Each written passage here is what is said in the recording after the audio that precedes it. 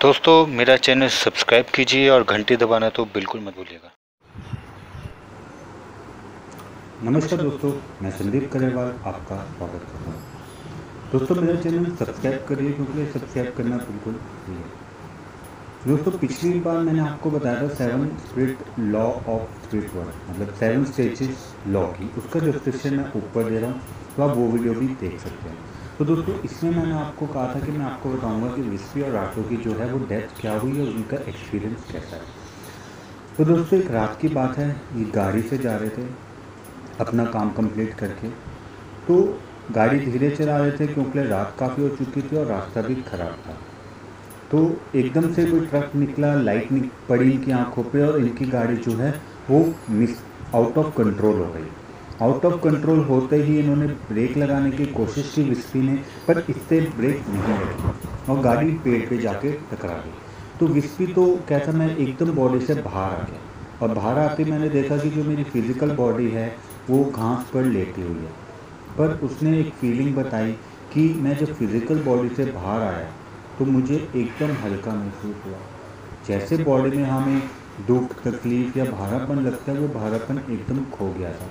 पर जैसे मैं थोड़ी देर बाद सोचा तो मैंने कहा कि अगर मैं मर चुका हूँ तो राटो कहाँ पे है।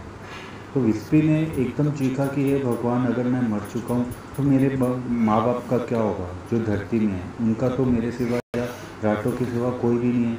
तभी मैंने किसी आत्मा को अपने साथ खड़ा देखा और मैं खुश हो गया। मैंने कहा राटो, कम से कम हम दोनों साथ तो हैं। तो उसने कहा कि मैं राटो नहीं हूँ, राटो वहाँ पड़ा है जो कि अभी भी अपनी फिज़िकल बॉडी पे सांस ले रहा है।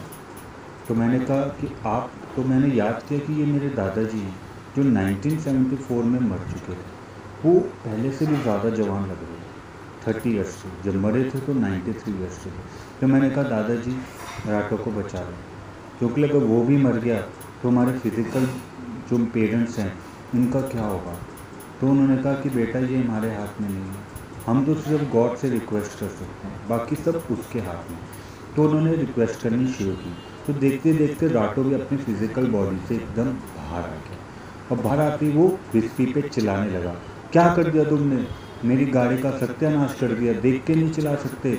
उसने अभी तक अपनी फिज़िकल बॉडी नहीं देखी थी।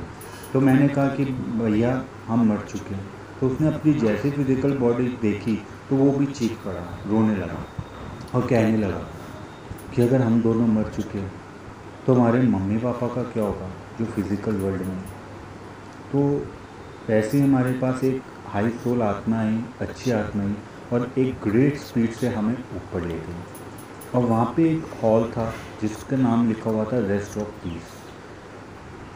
वहाँ पे जैसे कि कोई आत्मा सुसाइड करके, एक्सीडेंट से या अनकंडीशनल मौत मर के आती है तो उन आत्माओं को उनकी रेस के थ्रू थोड़ा रिलैक्स किया जाता है। तो विस्पी और राटो को उस हॉल में गया और रेस के थ्रू उन दोनों को रिलैक्स किया गया। रिलैक्स होने के बाद विस्पी तो आ गया पर राटो को आने में टाइम लगा। तो विस्पी ने कहा कि मैं राटो के साथ जाऊंगा, पर आत्माओं ने कहा गाइड छोड़ने की नहीं, तुम चलो, तुम यहाँ नहीं रुक सकते। तो वो मैं चला गया और थोड़ी देर बाद राटो भी ऑफिस आ गया। और दोस्तों उन्होंने बताया कि उस वर्ल्ड में जाकर हमें पता चला कि क्यों हम इस वर्ल्ड में आके सब कुछ भूल जाते हैं। अगर हमें उस वर्ल्ड का याद रहे तो हमें अर्थ पे रहना बहुत मुश्किल हो जाएगा, क्योंकि वो वर्ल्ड बहुत अच्छा है। कोई फीलिंग नहीं, कोई दुख नहीं, कोई तकलीफ नहीं और कोई बॉडी का पे भारापन नहीं। तो दोस्तों ये था एक डेथ एक्सपीरियंस जो मैंने आपको बताया। आगे वीडियो में मैं आपको कुछ क्वेश्चंस के आंसर दूंगा जो कि नेचुरली हमारे माइंड में आते हैं और आशा करता हूँ कि आपको वो चीज़ें पसंद आएंगी। दोस्तों अगर मेरी वीडियो आपको अच्छी लगी तो एक लाइक दबाना तो ज़रूर दबाना। थैंक यू दोस्तों मेरी बातों को सुनने के लिए।